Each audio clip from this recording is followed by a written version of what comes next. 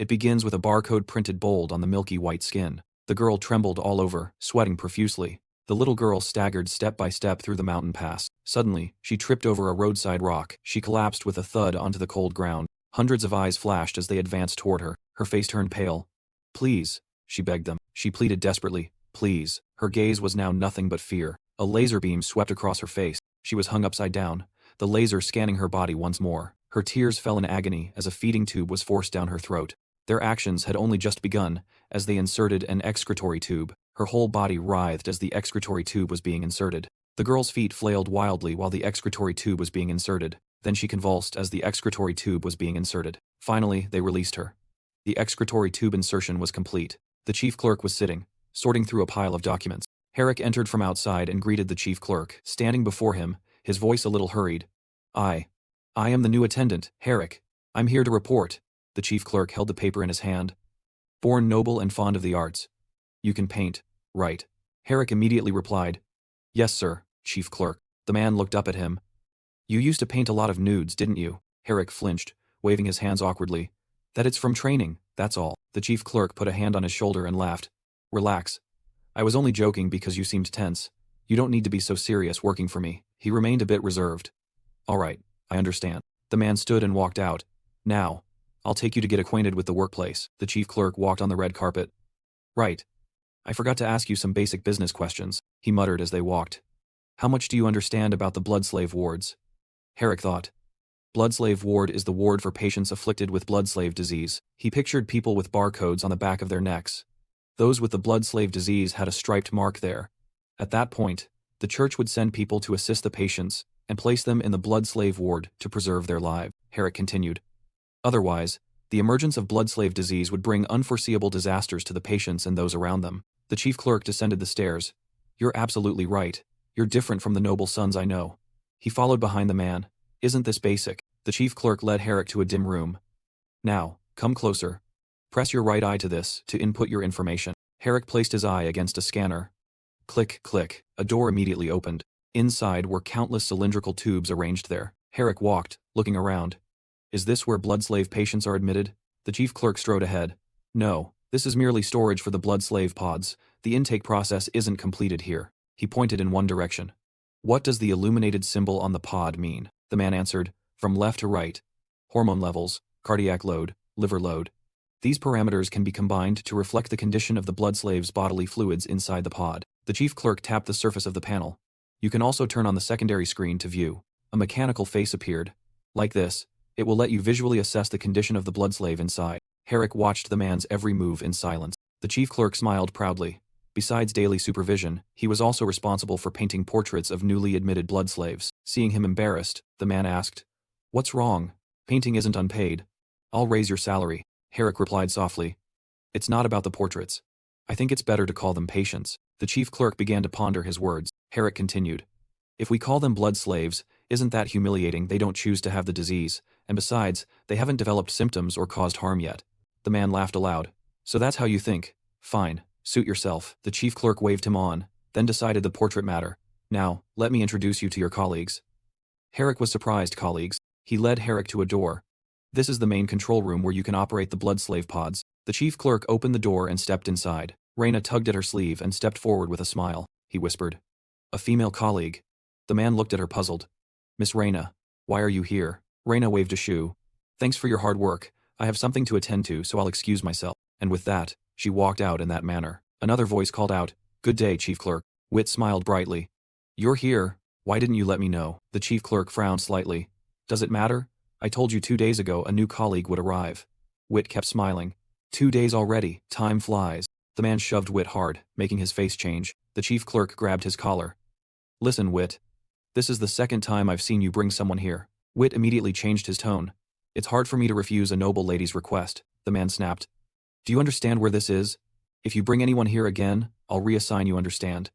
Wit nodded repeatedly. Yes, understood." Herrick thought to himself. "This is the second time, and it's only a verbal warning. Though he seems stern, he's actually a very easygoing commander." Suddenly the chief clerk turned sharply. "For today, just get familiar with the place. You can start work tomorrow." Herrick flinched and replied, "Yes, sir, chief clerk." The man added and left. "Wit, I'll leave Herrick to you become acquainted since you're colleagues. I have business, so I'll go ahead. Wit immediately answered. Yes, sir. After the chief clerk stepped out, the door slammed shut. Herrick extended his hand to Wit. I'm Herrick, pleased to meet you. Wit didn't respond. He turned and said, They're gone, hurry and leave. Seeing someone step out, Herrick was astonished. There's more. She smiled and waved. I'm off now, Lord Witta. Farewell, Sir Ironhelmet. Herrick waved back. See you later. Wit smiled. Take care. The two of them suddenly fell into a quiet silence. He suddenly spoke up. I know what you're thinking. Wit smoothed his blue hair. I'm forced into it too. Someone as handsome as me was born to be women's plaything. Then he struck his chest. See? She wanted to feel the iron and steel element. So this is all I could do. Do you think I enjoyed it? Wit rambled on about many more outrageous demands. Herrick raised a hand to stop him. I didn't ask about those. Wit kept his smug look. So what's that then? Herrick wondered. Why not let both girls go together? What's the point of keeping one?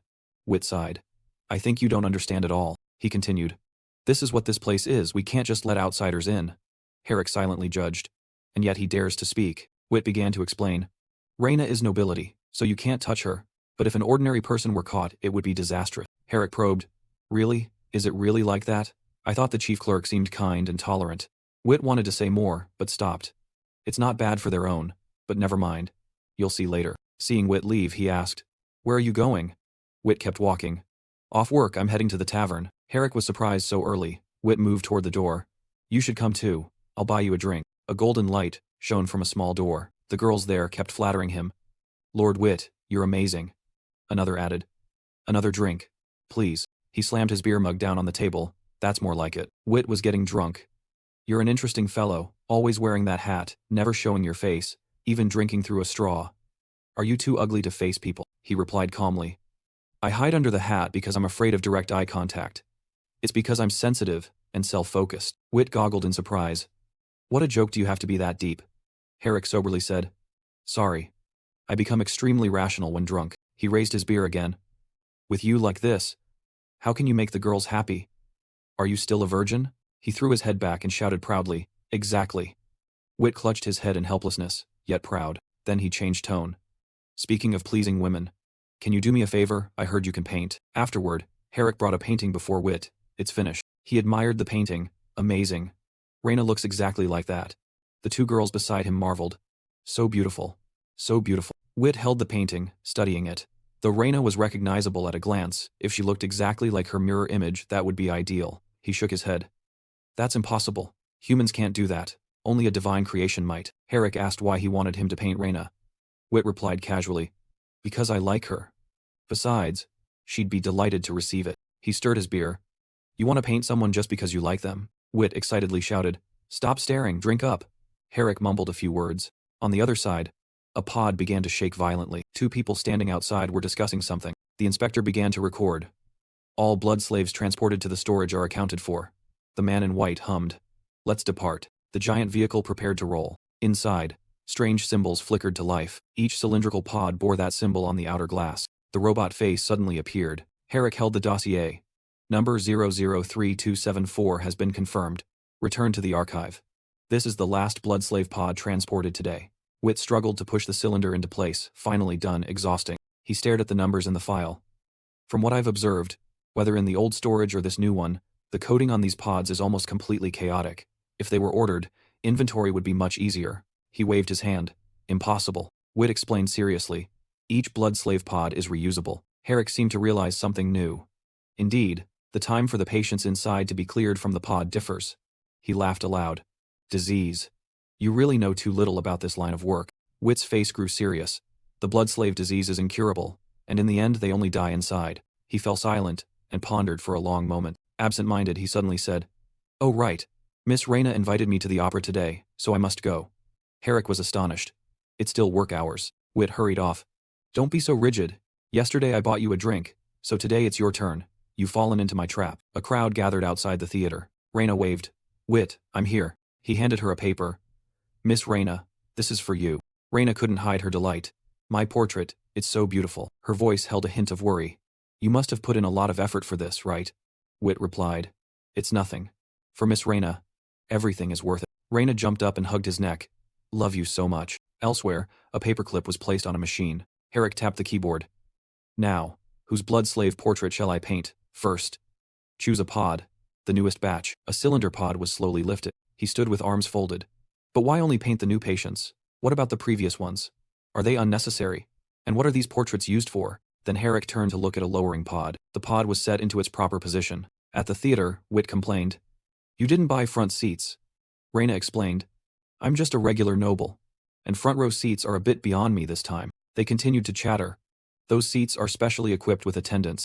They watched a noble sitting above. Because the theater demands silence. Servant behavior is entirely dictated by observing the patron's words and expressions. So, the standards for attendance are very high. He was drunk. After serving, they had to crawl under the table and remain silent to avoid disturbing others. He sighed. To enjoy a performance like that is truly enviable. She sighed too. Isn't that obvious? Wit said. Don't worry, I'll definitely buy Raina a front row seat, with the best attendance. Raina immediately wrapped her arms around him. You're so good to me. As for Herrick, he continued with his work. As Herrick pressed, the pod began to open. A small figure slowly emerged before him. Herrick couldn't help but wonder. Is this really a blood slave? The blood slave was pinned tightly inside the pod. Herrick leaned in to observe. A tube in the mouth supplies liquid nutrients to meet basic energy needs. He watched closely. Waste expelled from the body is collected by the pod. Then Herrick opened the dossier. Wait. I remember this pod can only be replenished with nutrient solution through the vent at the top. There's no waste outlet, and no way to eject waste, he wrote while pondering. The only answer is the pod recycles wastewater, mixes it with the nutrient solution, then returns it to the occupant. Herrick's hand began to write faster. He hadn't expected blood slave patients to be treated like this. He looked at that blood slave's hand, and at the many tubes inserted into the body. Surely it must be painful. And it would last a lifetime. In the theater, people were suddenly surrounded from all sides. The people there were still laughing and chatting merrily. Someone stood with his back against the wall, watching silently. Wit lowered his voice. Why are the church's armed forces here too? Raina answered. That's right. They're not here just to watch the play, he thought. Could it be? Wit startled and looked up. He's arrived. He sat up straighter. Don't stare. It's Lord Bolkin, she exclaimed in surprise. Huh, did I hear that right? Wit suddenly grew unusually serious. That's right, he's the Empire's first commander, the supreme leader of the Holy See, the representative of divine authority, the enforcer of God's will, the hand of God, Bolkin Stalker. Raina rejoiced. Wonderful. To see this play with Lord Bolkin is such an honor for us. At the workplace, the pod door was slowly closing. Herrick held his forehead. The plight of these blood slave patients had affected work efficiency, he pondered. Yet ensuring they live and remain healthy is already a mercy granted by the church. Suddenly Herrick said aloud, No, there's no time to waste. Perhaps asking me to paint portraits was meant to help them. He bent over his work again. I must quickly paint another one. At the theater, the showman stepped out. Next, our blood opera troupe will present to you. He pointed. The wall scene is burning. The corner of Wit's mouth involuntarily curved into a smile. The singer appeared with a mellow, somber voice. Cold chains bind your chest, yet they make my heart ache. Her voice echoed through the hall. They crushed your crown, destroyed your dignity. They tear my clothes and torment my soul. Wit listened silently to every line of the singer's song. Her singing was plaintive. I don't want to wait any longer for the news that you will never return. Elsewhere, Herrick continued to press the button. Another cylinder pod descended. The singer on stage tossed off her white cloak. He stared intently at the pod that had just lowered. Her platinum hair fluttered in the wind. I will fight for you. Wit's gaze toward the singer grew more enamored. Inside the pod was an unconscious blue-haired girl. Seeing her, Herrick jumped in surprise. Only then did Herrick panic and realize, Sorry, I didn't expect you're a girl. He hastily raised his hand to cover his eyes, but what he still couldn't understand was that her eyes were open, yet she hadn't fully come to. Why is my heart racing? Should I even be painting? Herrick flustered. Like this, cover below the shoulders first, then I'll paint. After covering her, he couldn't stop his thoughts. The system would shut down much later anyway. The rotary axis was gradually pulled up. Only now did he exhale in relief. Finally finished painting. On stage the play continued. My walled garden burns in great flames. We will die together. At the end of the performance, the curtain slowly closed. Raina wiped her tears with a handkerchief. The lead sacrificed herself to save her lover, so moving. Wit praised, Yes, the leading lady so beautiful. He also asked proactively, That play was really touching. How does Lord Bolkin feel? He tapped his finger lightly on the armrest. Then he said calmly, I'm not very fond of happy endings. After the show, Wit learned there would be a party. Raina nodded. Yes. Unfortunately, my father expects me home for dinner tonight, she added. He asked, Already leaving? She waved and ran off. Goodbye, my love. Behind them, people began to stir and go see. It seems Irina is over there. Whoa. The crowd hurried over. The lead from the play earlier heard go check it out. Wit calmly drained his glass. Some sediment still clung to the bottom of the glass. At that moment, Irina appeared in the box, still very resplendent, at the rear of the boxes. The actors were amused. The dance number is next. Do you think she'll refuse them? The showman jumped into the bet. 5 people. Another wagered. I say 6. Just then someone ran over to meet Irina. Miss Star, he offered his hand. I'm Feki, of the Royal Cavalry. May I invite you to dance? But contrary to his eagerness, she wore a disdainful look. Then Wit fanned the flames with a taunt. The invitation failed. Not only did he not know her name, he rushed to flaunt his rank. He pushed people aside to claim the spot. Miss Irina, will you dance with me? In his head he calculated. Let me show you how a master courts a woman. But then Irina accepted the earlier offer. He gaped. What? The actors couldn't believe it. What? Yet Irina danced with that Feki. While dancing, he kept flattering her. Miss Great Star, why choose me? I'm neither tall nor handsome. Have you discovered some special charm in me, or... But then she leaned close and warned. Listen, if you don't want me to kick you out now, shut your mouth, accompanied by a sinister smile. Before that privilege, everyone who passed by marveled and praised. My God, a Feki is dancing with the actress. Yes, it's truly admirable. When it ended, the two immediately stepped apart to opposite sides. Seeing Wit still there, Irina irritably asked, Why are you still here? He put on an overly confident air. A captivating girl is worth waiting for. She bluntly refused. I'm tired. I don't want to dance. But Wit wasn't ready to give up. Then you can rest at my place nearby. Their gazes met for a long moment. Irina suddenly burst into laughter. Finally she agreed. Fine. Under the dim candlelight, Wit acted like a CEO, cornering her against the wall. He leaned down to kiss her, but Irina stopped him. Is your life that boring? She went on to list them. Betting women, bringing them home. After a few limp minutes in bed, losing all interest, wanting only to kick them off the mattress, Wit fired back, correcting her. Not a few minutes but tens of minutes. As soon as he spoke, he was slapped hard. Don't argue. And struck. He offered no resistance, and only cupped his reddened cheek. She ordered coldly. Kneel. And Wit actually complied. Irina wasn't done. Crawl over here. He crawled over without making a sound. Once there, he slowly looked up. Seeing this, she smirked in approval. Good job. Then Irina slipped off her shoes. She pressed her bare foot against his face and said, This is your reward. For Wit, this was not an insult. Just as he moved further, she pulled him back to reality. Stick out your tongue, and I'll kill you. Irina ordered, Pick up my shoe and bring it here. Wit obediently crawled out to fetch the shoe, then put the shoe back on his foot. She nodded in satisfaction. All right, that's enough for today. Remember, you can't stand up for an hour. The door finally closed. Wit sat there dazed, humiliated, yet exhilarated. At the hotel, the troops lodging, the showman shouted upon seeing her. Where have you been? You're so late. I thought something happened to you. She hurriedly slipped off her shoes and said, Sorry, he warned. As a beloved star, you must be careful. 2 months ago when you first arrived, you were nothing. Don't gamble your future away. The capital has no saviors. I've seen too many ruined examples. Are you listening? He continued. The short guy who danced with you is from the night troupe. Those people are dangerous. Suddenly, a voice from behind said, Irina's target isn't him. The showman was startled. Kalis, don't sneak up on people like that. Your presence is overwhelming. He scratched his head bashfully. Sorry. Kalis was about to add, I just wanted to explain for Irina, actually she, but he was cut off. Don't say any more, Kalis. Half heard, the showman curiously asked, Actually what? Irina interrupted. Actually, I purposely danced with the short one to make you jealous. Hearing that, the man immediately brightened. Really? So that's it. But not everyone accepted that reason.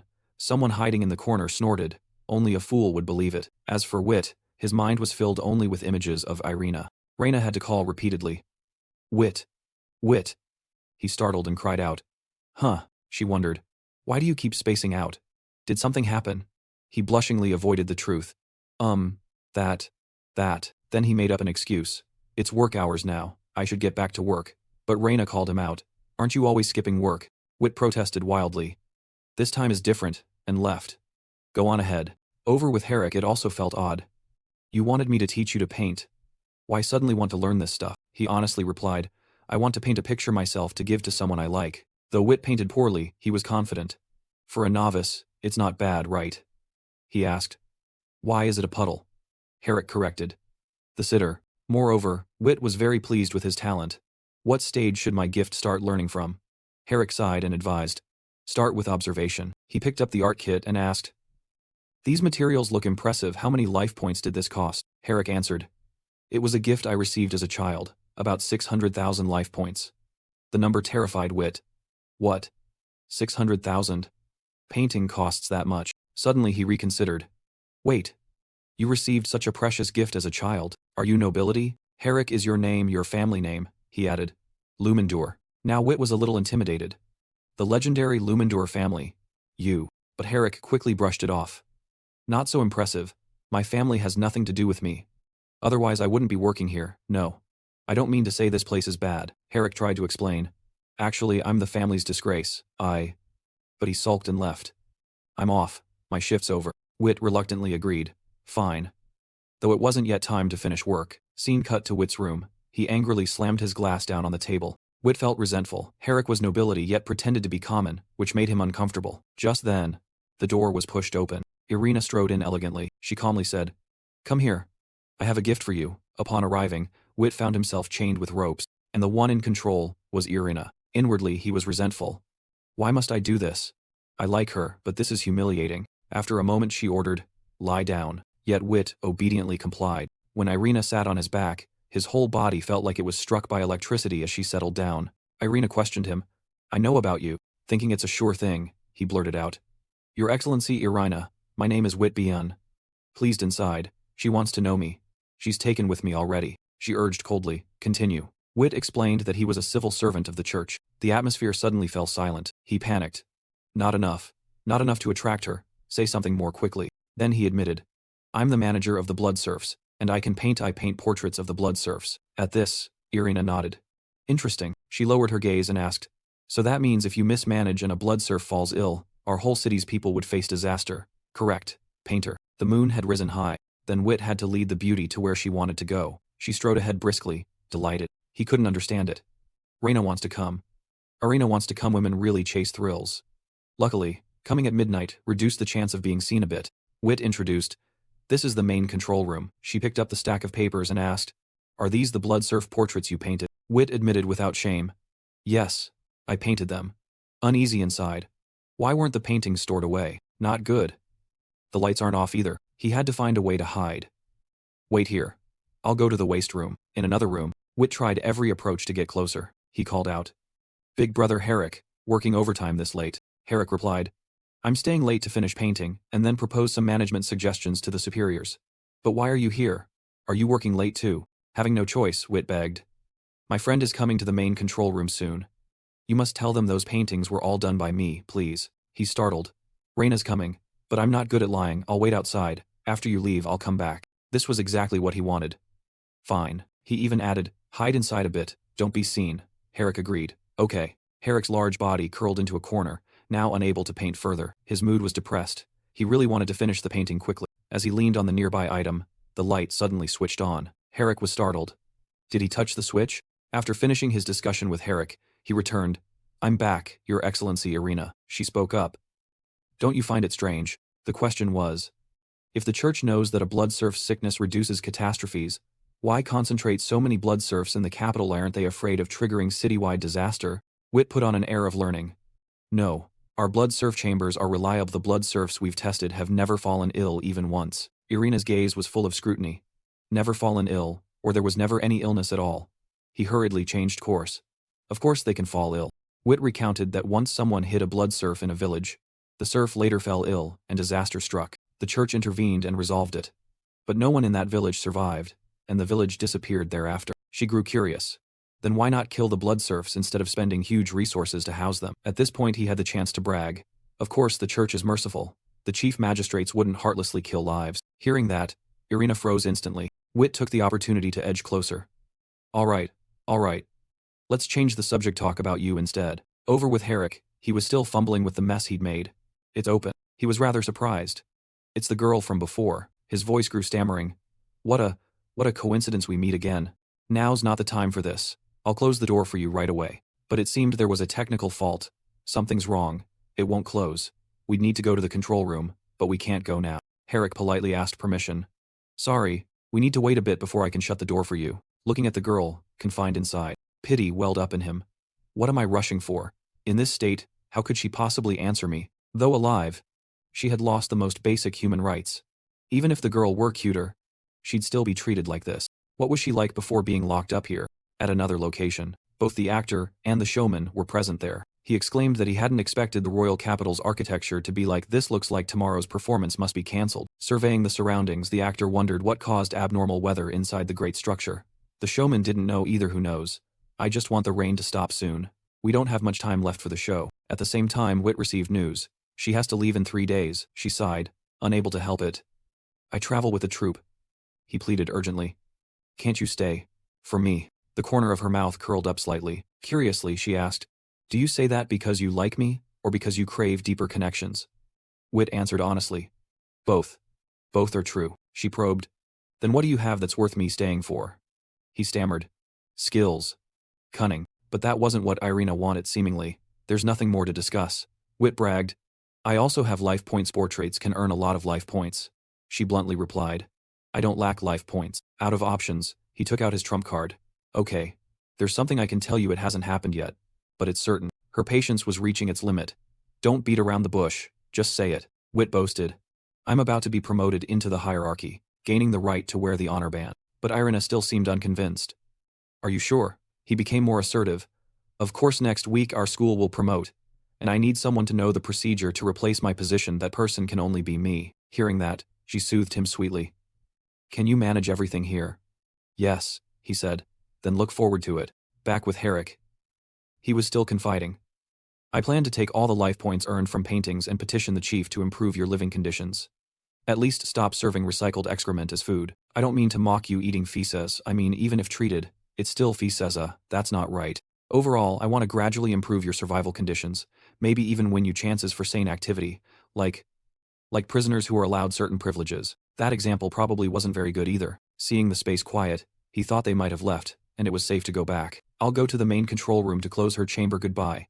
If my proposal passes, I'll come visit you. Finished, Herrick prepared to leave. Meanwhile, inside the chamber, she slowly opened her eyes. It seemed her health was beginning to recover. On the carriage, the showman spoke. Tio Na, my famous actress Tio Na, you finally left me. The actor was curious. Karis isn't here. Did he stay in the capital too? He was sad, and left the troupe, but it seems he went to another village. However, the showman didn't understand. Someone said we should stay a few more days. If Tio Na regrets and returns, she could find us. He comforted them. Calm down. She won't come back. Besides, we must hurry. If we're late, we might not make it. Night fell. At this time, Herrick had just finished his work, completed all the paintings. Though it was after hours, he still had to see the chief to check maybe he'd be there. His mood improved. The chief is reasonable. He should approve my proposal, right? It's the first time I approached the chief voluntarily. I wonder if he'll praise me for working late. Looking at that door, he guessed someone was inside. It seemed the chief was working late too. Herrick stuck his head in and called, Chief. At that moment, the man was frantically torturing a blood serf, without mercy. A perverse smile still spread across his face. The girl's whole body was utterly broken. Suddenly the chief shouted, Herrick, come in. The door was open. Herrick entered inside as well. He interrogated him. You've seen everything, haven't you? A heap of scrap papers lay scattered across his desk, the chief continued. You've seen everything, haven't you? He even warned. Young man, loosen up one day. You'll have to go through these things too. Look at this blood serf, she's beautiful. But, no matter how you treat her, she shows no reaction at all. Herrick's whole body trembled violently. Why? Why? The chief squeezed her face and sneered. Because she arrived here a year ago. Prolonged confinement, and the drugs shattered her mind. She's completely lost any response to external stimuli. The high officials seem to have grown bored of blood serfs who don't move, like corpses. Therefore, the newly arrived blood serfs are the prized ones. They retain some consciousness, and can recover normally once awakened. They feel pain, cry out, resist. Despair officials prefer that kind. It's more entertaining for them. He had long harbored a question. I ask, why must this be done? Hearing this, the man laughed maniacally. I manage them. It's my prerogative. As long as it doesn't affect the church's use, I can handle them however I like. His face showed extreme self-satisfaction. Moreover, by letting these blood serfs live, we're their benefactors, their experiences are their repayment. Herrick continued to tremble uncontrollably. The man only curled a mocking smile. Only after a while did he speak. I know you. Your name is Luminder. The chief leaned in to probe. Luminder is a high-ranking noble. If he was sent here, his family must have abandoned him, right? Are you willing to accept that? Moreover, he kept egging him on. Now I'll give you a chance to prove them wrong. Through these portraits, those lords can pick the playthings they want without showing their faces. You brought them these, and only you can. Use that as a platform and you'll keep climbing. You'll prove your family's previous decision wrong. You might even surpass every member of your family, making them proud of you. Herrick recoiled in fear. He exhaled heavily. Exhausted, the old man squinted at him in displeasure. Then the man smiled again. Well, at this hour coming to see me, are you here to give me the portrait? Herrick was too terrified to speak, stammering. I. He hid the stack of paintings. Not finished yet. Some parts are rough, I still need to refine details. The chief looked very pleased. Good, that's the attitude I want. He hurriedly asked permission. I'll be going now. Just then the man called him back. Wait, Herrick turned to look. The chief shoved something into his hand and said, You forgot this. The room door slammed shut. Herrick hugged the stack of paintings and stepped out. His pace quickened. Herrick ran. He bolted, intent only on leaving this place. Suddenly, Herrick tripped over his own feet. His papers scattered chaotically into the air. He fell face first to the ground. Herrick struggled to get up. Then, unable to bear it, he vomited. The recent scene had become a psychological ghost for him. Afterwards, he grabbed his steel cap. He put it back on his head. Suddenly Herrick noticed something. He stared at the pile of paintings strewn on the ground. Herrick picked up one painting. He told himself inwardly, I will definitely save her. The next morning, Wit had also come to clock in. He greeted cheerfully. Good morning, little brother Herrick. At that moment Herrick said, Wit, I want to report the chief. It's true the chief is exploiting sick blood serfs for transactions. Hiring me to paint their images lets those leaders choose without appearing in person. But Wit didn't want to hear further and cut him off. All right, calm down. After Wit heard the whole story, Herrick was completely shocked. What, you already knew? He lectured. You must know our position's rules don't ban using blood serfs for play. As long as you don't kill them, you can do what you like besides. They're not that easy to kill anyway. Only Herrick disagreed with that view. Those noble leaders can buy services outside. So why pick these pitiful people, Wit thought. You clearly don't understand. Can ordinary people and blood serfs be the same?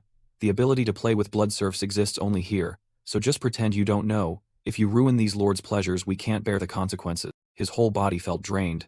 How could this be? One person drags me into it. Another tells me to pretend ignorance. Why do you all feel no remorse? Hearing this, Wit jumped forward to question him. You say the chief tried to recruit you? Herrick nodded. Yes, painting the portraits was to make it convenient for them to choose. That's why they told me to draw. Seeing that, he honestly replied, I didn't know about this. Even though he knew nothing, he still told him everything. Besides, now they prefer newly arrived patients who still have consciousness, just to enjoy the pleasure of tormenting them. The more he heard, the more stunned he became. The chief didn't tell me any of this. How could they be like that? Herrick agreed. Yes, how could those people be so cruel? But unlike him, Wit was upset because, wasn't he supposed to be chosen as the successor? Why weren't these things told to him? Herrick couldn't believe his ears and cried out. What? He glared bitterly. It's because of you. All because you came. Herrick hurriedly explained. What are you saying? That's not the point. However, none of his words landed. Wit shouted. That's the point. Because you're a noble, you're more exploitable than me. So the chief wants to recruit you to take his place. Herrick couldn't have imagined it. This is madness. You're beyond saving. Committing inhuman acts with no remorse, aren't you afraid of divine punishment? He sneered. It seems the chief doesn't tell you everything. Do you know? The existence of blood serfs is entirely a favor granted by the gods. These words provoked him. What do you mean? Explain it to me. Wit pushed his hand away, his whole body radiating killing intent. Drop it. I have no obligation to answer you. You don't even understand the nature of the empire. How are you different from common trash? Praying to the gods for protection. Truly, a family's disgrace has arrived here. Herrick couldn't believe it. All of it was so corrupt. There was no point in saying more. He trudged away. I'm feeling unwell. I'll go home first. Wit shouted from behind. Come on, it's still work hours. Wow. Used to pretending to work overtime and now, this no more pretense, right? Afterwards, he decided to strike as well. I'm out too, let. Whoever wants the job take it. He returned home. He stared at the paintings he had drawn. Then, unable to contain his emotions, he pulled them all down. Herrick's hands crumpled the paper until it felt like it would tear. He blamed himself. I planned to wait until she regained consciousness to show her. Now it's too late. I'm sorry. Herrick lit a fire and burned the painting. The flames quickly consumed the drawing. The fire reduced it to cold ashes. The next day, the chief was present at the headquarters. He asked after him. Herrick, you've been working here a while. Are you adapting? Wit hasn't been bringing people here lately, has he? He lied to cover for his friend. No, chief. He hasn't brought anyone. The chief asked again. The task I assigned you, is it completed? Herrick replied coldly. Yes, chief. It's all done. He nodded as he looked at the drawings on the table. The chief praised them. Not bad, but regrettably, though there are many male blood serfs, this batch doesn't even have a single female. Is that so?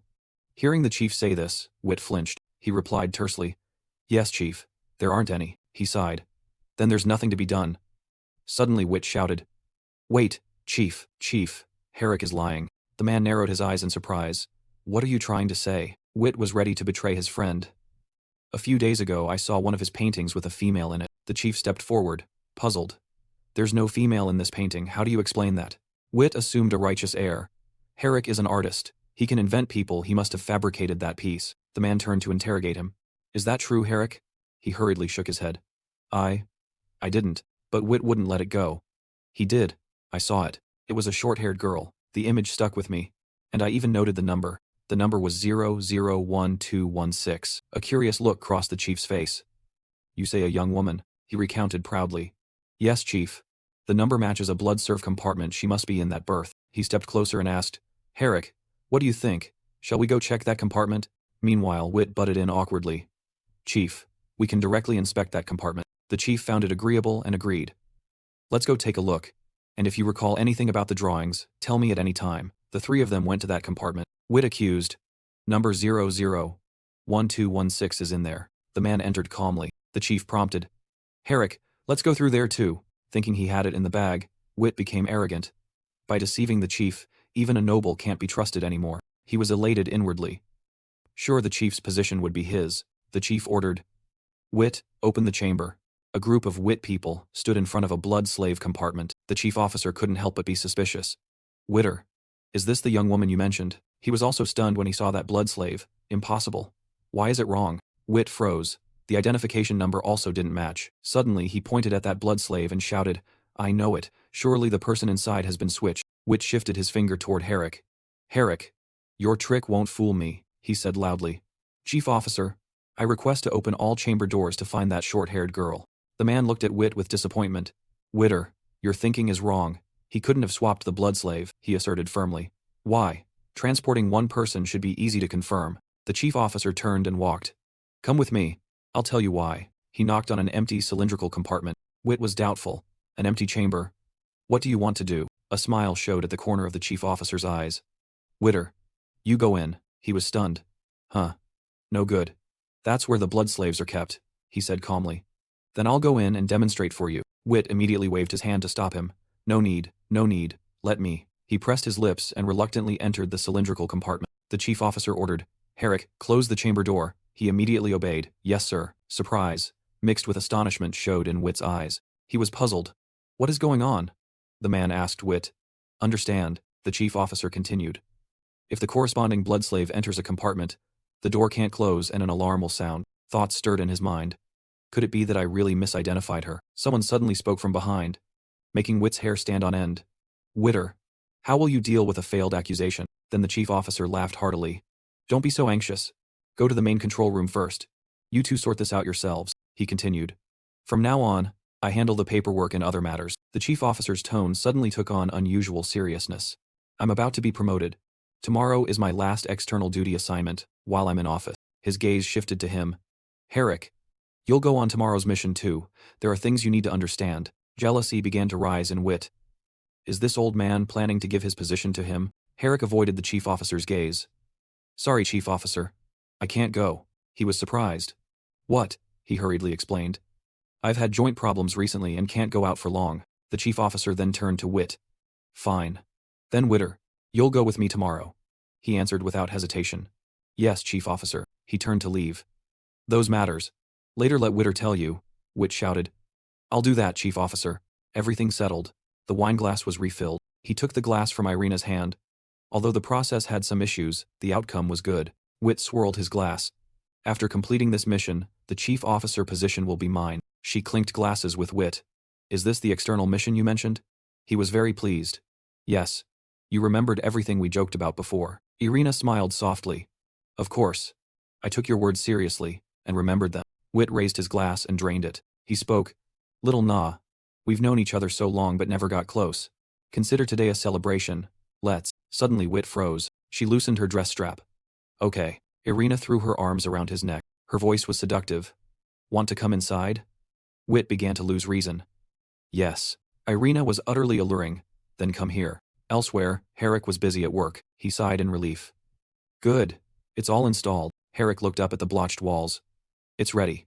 Tomorrow when they go out, we'll rescue them. He admired the view outside the window, then planned to leave the capital and start a new life far from them. After a while, Herrick went down the stairs. He put his eyes to the scanner. Herrick, carrying the file, slowly stepped in. He thought, don't let Witter notice anything unusual about me. Cold sweat ran down Herrick's brow. Is it odd to carry a backpack? But taking it off now would draw attention. The door beside him suddenly swung open. The chief officer appeared behind the door. Witter, get ready to go. Herrick cautiously glanced at Wit. Seeing he didn't respond, he asked, what are you doing? The man stepped closer to Herrick.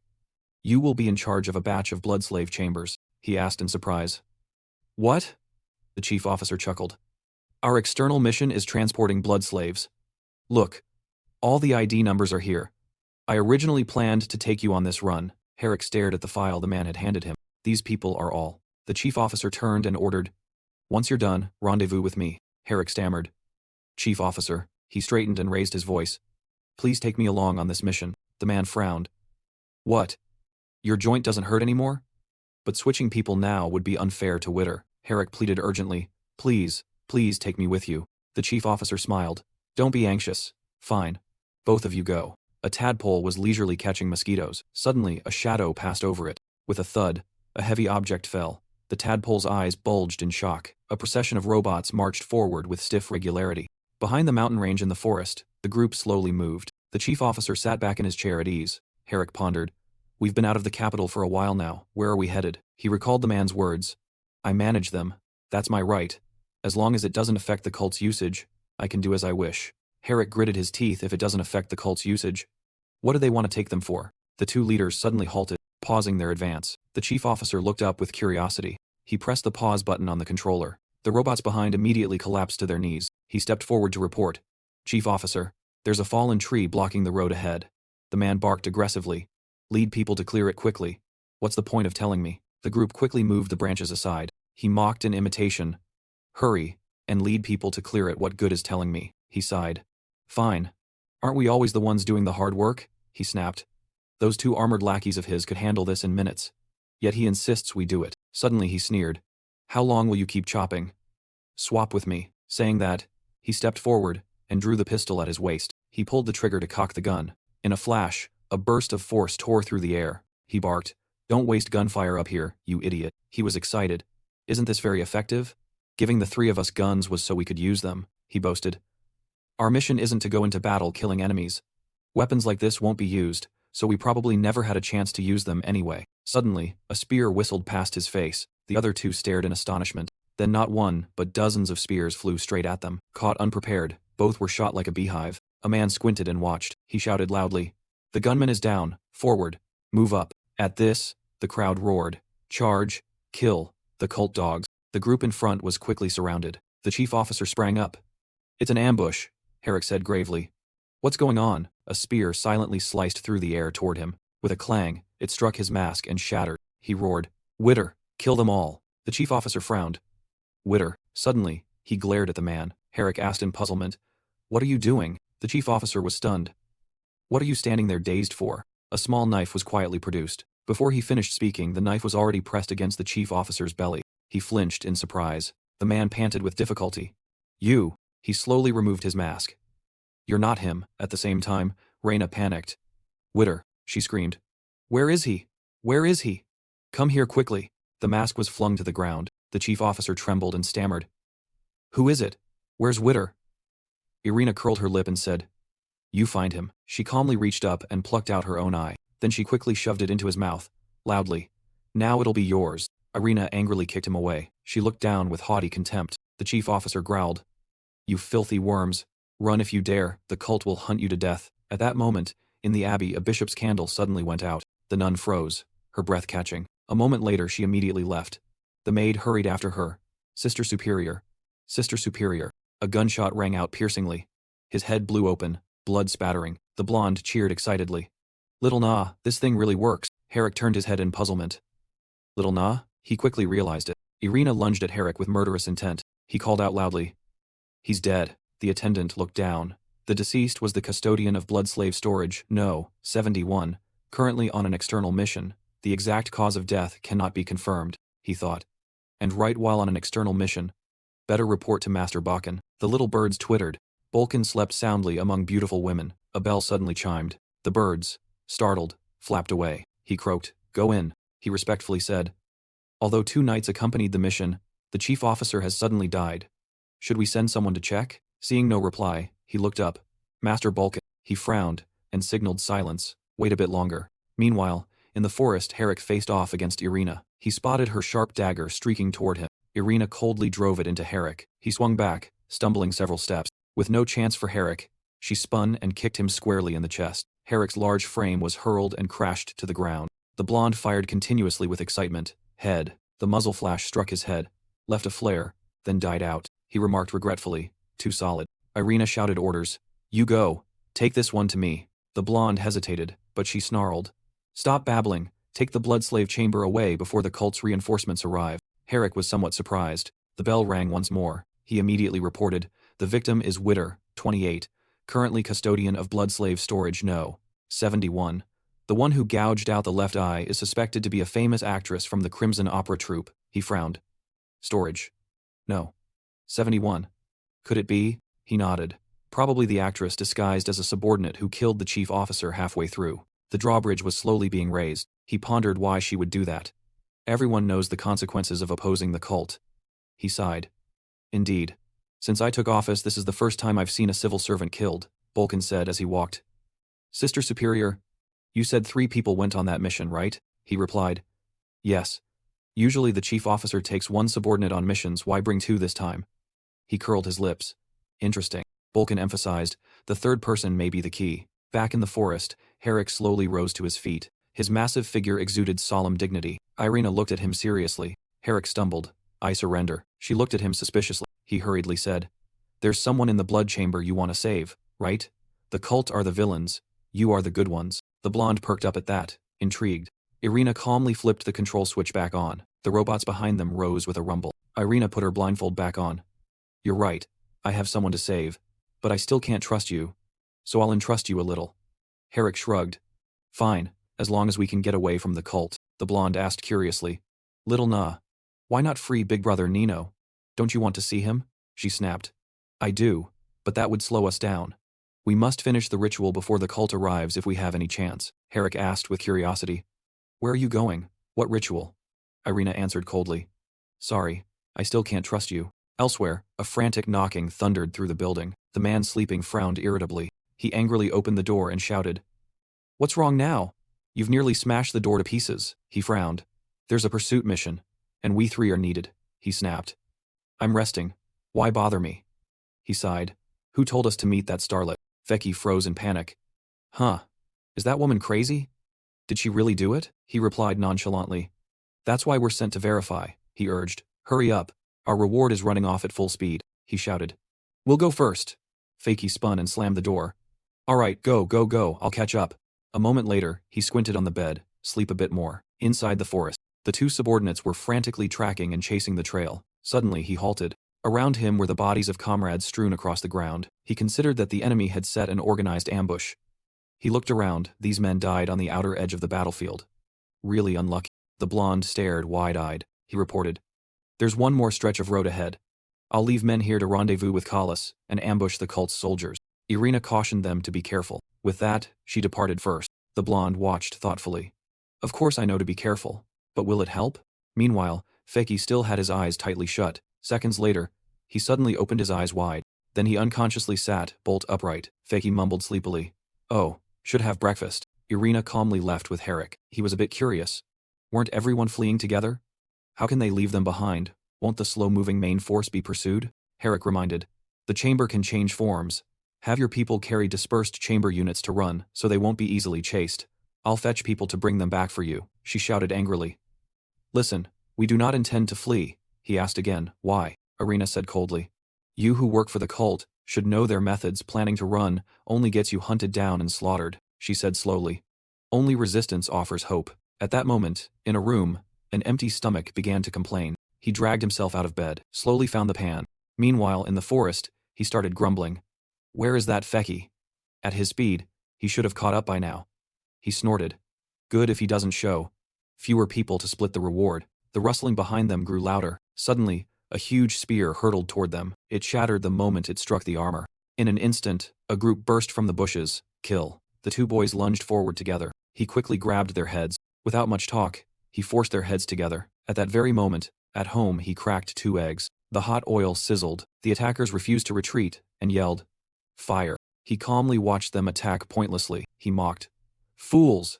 Using flintlock pistols to strike our heavy armor," he sneered. "Your demands are too high. Civilians don't know this kind of thing." Everyone panicked and stepped back a few paces. Seconds later, he drew his gun and fired back continuously. The eggs were just cooked. He slowly sprinkled pepper. He said leisurely, "What a waste. Watch me conserve energy and ease your burden." Gunfire suddenly erupted from behind. He bent low, gripping the sword tightly. Immediately he sprang up and leapt at them. The sound of chopping meat rang out rhythmically. He was amused. "I know this type too." The boy trembled in panic as the man seized him. Now, the sound of tearing bread broke the silence. He murmured, "This one's yours." The other smiled and nodded. Interesting. His hand was huge, compared to the boy's small head. The boy gave a hard twist, and the jar of strawberry jam opened. Blood-red jam slowly flowed out. Feki looked hungry. "It's ready." The plate of egg and ham sandwiches looked delicious. The attackers were almost all killed by the 2 of them. He murmured, "This is bliss." "So good," he pondered. Bliss without challenge is meaningless. He had no idea he had become a target. A head hiding in the tree shot a precise arrow. It flew and lodged into his body. He howled in pain. "My eye." Seeing this, he raged, raised his gun and shouted, "Damn it." The blonde suddenly widened his eyes. In an instant, a figure flashed down like lightning. A fist crashed straight into his head. Callus looked down sternly from above. The blonde shouted excitedly, "Callus!" Callus decisively dove down and smashed the gun. He cried out in pain, "My eye, my eye." He frowned and swung his arm high into the air. The man behind struggled to stand and jeered, "Can that guy even lift that big hammer?" Callus spun and slashed his sword across. The man quickly grabbed it to block the blow. The two gritted their teeth and strained against each other. Suddenly another arrow flew at the man. The blonde regretted. "Damn." He pulled his arm back behind him. With a burst of force he rammed his body into the man. The man struggled to hold his ground and brace his feet. Their hands gripped each other tightly. Both stared with wide and narrow eyes, teeth clenched, facing off. He curled his lip and laughed. "Not bad. Finally, someone interesting." A young lad wiped his mouth with a cloth. Feki's face showed weariness. Idle time is always short. In a blink, it's back to work. He wearily put on his hat. Feki pressed the visor of the helmet down hard. He took up the weapon. "Let's go, Maid." Feki's hand gripped it firmly. The engines began to whir to life. Feki lifted into the air. The ground left behind in a cloud of dust. He darted swiftly through the air. Feki streaked across the dense forest. Below the trees, Callus was fighting with all his might. He marveled. "Such strength. This body is unlike our empire's people. You must have Maleta blood, right?" The battle continued to rage. The blonde perched on a branch with a spyglass. "What just flew by?" The armored man spoke. "Looks like Feki has arrived. There's no blood chamber here." "That bastard didn't even stop." Callus growled. What passed was pursuit troops. He spun around and shouted, "Keeping them is useless. Run." The blonde looked stunned. "What?" Callus's hand was squeezed hard, until blood spurted. Yet he worried about others. He tried to flee but was stabbed down by the man in golden armor, trying to run. The man swung his sword again toward the blonde. A corner of the forest was left in ruins, birds scattering in all directions. Elsewhere, pod chambers lay lined up on the ground. An entire empty field was covered with pod chambers. Beside one pod chamber stood a shattered stone statue. Irina pressed a touch device. Another pod chamber was placed on the rocky outcrop. Herrick couldn't help but be wary. Where is this place and what do they intend to do? The legs outside the pod suddenly retracted. She didn't answer him, and continued her work. The green icons on the pod screen turned blue. A stream of bright red blood suddenly gushed out. All the pod chambers were the same. The blood gradually stained the ground red. Herrick followed after her. He asked again, "What did you do? Is that blood pouring from the chamber?" Getting no reply, Herrick grew irritated. "Weren't you going to save them? What is this now? Answer me." Seeing Irina still silent, he shoved her arm hard. The white-haired man shouted angrily, "Enough messing around." She pointed at the pod chambers. "The person I want to save is only one, and blood slaves are meant to be used like this." Herrick softened his voice. "But you are bleeding them." Irina grew more curt. "What we need is blood." He showed no change. "Blood is the ritual you people spoke of earlier." She pointed at Herrick. "Stop acting like you know nothing. Doesn't your church always do this?" He stood frozen. "No, I didn't know. No one told me. I always." She cut him off. "Their name is blood slaves. The commodity you use is called blood points. Haven't you grasped the meaning of blood to this nation?" He recalled every word of the bald man. I manage them, it's my privilege. As long as it doesn't interfere with the church's use, I can handle it however I want. And Wit's words, it seems the chief doesn't tell you everything. You know, the existence of blood slaves is granted by the gods. Herrick fell into thought. So, what they are is, Irina faced him, regarding faith and sham prayers. Blood is the real commodity that can be traded with the gods. She calmed her tone. Only by trading with the gods can we gain the power to resist the church. The icons on the pod screen shifted to orange. Herrick objected. No. That's not right, he shouted at Irina. So much blood has flowed. Where is the power? Do you really understand how to trade? She clicked her tongue once and fell silent. He couldn't contain his frustration seeing her like that. The people in the chambers are nearing their limit. Stop now. If you continue, they'll die. Irina kicked Herrick hard. Shut up. The kick sent him collapsing.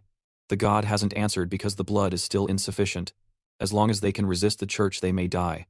I don't care. Herrick lay still, but spoke, giving you one last chance. He suddenly lifted his head to warn.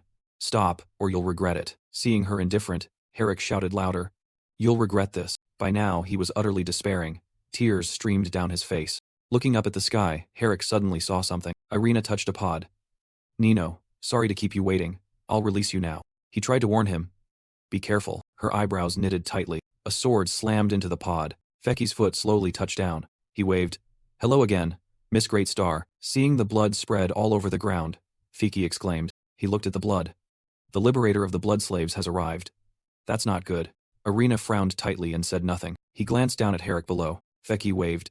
Hey down there, those chains can't hold you, can they? He shouted. Break free, and then kill that ant beside you. Seeing the two behind begin to tremble, he reassured them. Don't listen to him. I don't know how to kill. While Fecky was off guard, she leapt up with a knife. Fortunately, he reacted in time and dodged. Fecky landed easily on the ground. He looked up at Irina. Don't act so quick to strike. I've danced with you before, don't you remember? She charged again. Damn church dogs. Fecky used his sword to try to block. Irina's knife slashed across the screen of one pod. Realizing it, she frowned. He propped his chin and said, This blood slave means a lot to you. Are you doing all this to save him? Irina snapped. None of your business. Fecky gripped his sword. Of course it matters. He pulled the sword from the ground. If he's the one in your heart, Fecky slammed down, sending a pod flying into the air. I'll get jealous. He spun and lunged toward that pod. Fecky's hand grabbed a corner of the pod tightly. The engines behind him started to power up. Herrick was stunned by Fecky's action. He immediately broke the chains that bound him. The two behind Herrick, though trembling, warned aloud. Don't move. He calmly turned his head. May I borrow something from you? Above. The corner of Fecky's mouth twitched into a smile.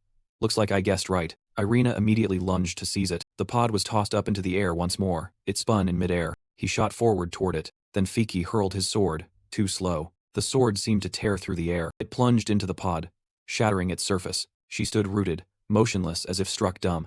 The figure inside the pod gradually became visible, her eyes half closed, her face emerging behind the broken glass. Fecky, puzzled, woman. Irina was also surprised. Who? Her body slowly fell out of the pod. She fell down to Irina's stunned gaze. Her eyes opened wider. Herrick quickly ran over. Don't be afraid. I'll catch you. She listened to the voice that had just spoken. This sound is. Suddenly her eyes widened. She happily spread her arms. It's you, right? The one who called me shit-eater. He froze. She heard it. She immediately hugged Herrick. I'm here. Her body slammed hard against his iron armor, making his joints feel like they'd shatter. She let out a cry of pain. He covered her with a cloth. That's good. I caught you. You're trembling from pain. Maybe I shouldn't have. Your body is much firmer than the ground, Herrick asked. Did you say anything just now? She pushed him away. No, it's finally over. I'm so happy. She patted his head, smiling. So good. Really good. You're so kind. Herrick looked at her and thought. This personality is so lively. Nothing like I imagined. He grabbed her wrist. Don't touch anymore. The danger isn't cleared yet. Where is the person who was in this chamber? She blinked in confusion and looked back. Huh? Irina shouted angrily. Where is my Nino? Why are you in there? You were supposed to be inside. That pod had been smashed to pieces by Fecky's sword. The sky was gradually turning into deep night. Herrick knocked lightly on the door. Inside, the blue-haired girl still lay motionless. He removed each ring, pinning her down. Sorry. Herrick carried her outside. He had hoped to bring good news when they met again, but so much happened instead. He muttered as he walked. But I have a temporary plan. You need it. Herrick took her to another pod, to change hiding places. He placed her inside that pod. Herrick wondered. Why can't they swap people? Why not? He began to ponder. Witter said the chamber's body is a reuse cycle. After a chamber is emptied, it's sent elsewhere for a new person. So it should be possible to swap people. Thoughts stirred in Herrick. Maybe the chamber records the identity of the new person. Like the first time I entered the storage, he kept brooding. Damn it. Do I have to gouge out eyes or what? Herrick's mind grew chaotic. No.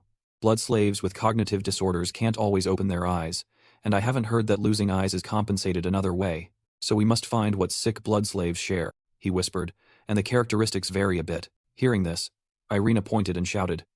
When they collected them, I had people verify and even checked your drawings.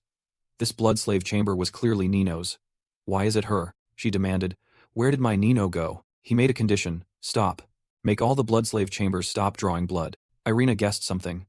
Could it be you took him? Herrick interrupted. Stop drawing blood. I'll take you to his chamber. She ground her teeth. You. Feki stepped forward and drew his sword. He spoke. So, the person she likes isn't a woman. The pod's screen suddenly turned red. Irina sank to her knees. It's over. The door of the pod containing Nino opened. She wailed miserably. Save him. Aren't you the one who manages the blood slaves? Save him for me. Herrick clasped his hands. No. At this stage, if you're in the pod and accept emergency treatment, there's only a 20% survival rate. Here you'll surely die. Irina screamed in pain. Nino. Feki laughed loudly. So that's how it is. He leaned against his sword. This is different from your staged act. Doesn't it feel good to kill your prince with your own hands? Feki dragged his sword forward, true to form. You swapped people only to have them slaughter each other. Herrick spoke. No, the swap was a coincidence. He bowed his head, his voice tinged with ambiguity. Is that so? But as far as I know, the blood slave pod can't swap people at will. How did you manage this? The blue-haired girl smiled faintly. That's our trick. Since you asked, I'll show you. He turned to her. You're acting too cocky. Besides, this doesn't concern you. She pointed to the barcode on the back of her neck. The pod's identification all depends on this. Feki, puzzled, barcode? She snorted and rubbed the barcode with her hand. He asked again. Can the code be forged? She replied nonchalantly. Just use a marker and solvent. It's an easy trick. Feki frowned slightly. My people, tell me. What's your name? He answered at once. Herrick. His face darkened. Blood slave manager Herrick. What purpose did you have swapping blood slaves using your position? The blue-haired girl patted her chest. Of course I wanted to rescue myself, isn't that obvious? Herrick shouted. Stop talking. She didn't pay much attention. What's the harm? Feki pointed at him. Blood slave manager Herrick. Your crime. The blue-haired girl cut in. How shall we bargain? She pointed at Irina. I heard it in the pod. You like this stupid woman, don't you? A smile crossed her face. Why don't we make a deal? You take this woman and we won't make a fuss. No accusations. How about it? He fell silent without a word of objection. Her eyes still glistening, she shouted fiercely. You trash! Don't even dream! Irina's foot stepped into a pool of blood. She swung her knife wildly. I've sacrificed a huge amount of fresh blood to the god. I must use the god's power to kill you. The blue-haired girl, bewildered, pointed at her own face. You slaughtered so many people yourself, and call us trash. Herrick hurriedly stopped her. Say less. Feki suddenly spoke. My shining star. He took a step closer to Irina. Have you written the Concord document yet? She paused for a few seconds. Concord document, Feki continued. Sacrificing blood alone, without the Concord document. How would the god know what you want? Irina screamed. You lied to me. They never said a Concord document was needed. Only sacrifice here, he calmly replied. You were deceived, weren't you? But I don't hate foolish beauties. She clenched her hands. It can't be. Nino is dead. The blood slave is dead. The god must answer me. The blue-haired girl nudged Herrick. The deal probably failed. If they fight, we can slip away. Irina bowed her head. You won't die unjustly. Feki leaned on his sword. Don't pity the man she drained, that worthless piece. She grew even angrier. I won't let you insult him. Die for me. Suddenly, Irina was struck by a powerful force that drained the color from her face. Irina fell, rolling into the pool of blood. She lay motionless for a long while. Suddenly, Irina was utterly stunned. Before her now was Kalus's severed head. The man in golden armor exhaled. A direct hit. Feki picked up Kalus's head. Irina's tears quietly streamed down. He wondered. Why is there only one? When I flew here, I saw another archer. The men in golden armor remained indifferent. The archer was minced into paste by someone. Not easy to take. She froze, tears streaming down in rows. The golden-armored man's foot stepped through the pool of blood. He inspected each pod, especially why blood slaves were transported here to have their blood released. Feki hugged Kalus's head. These people heard something about blood from somewhere, and want to bargain with the god. Yet they don't even know the rights. The golden-armored man grabbed Irina's hair and jerked her back. So that's the star. Doing this over an unattainable thing is foolish. He drew his sword to strike.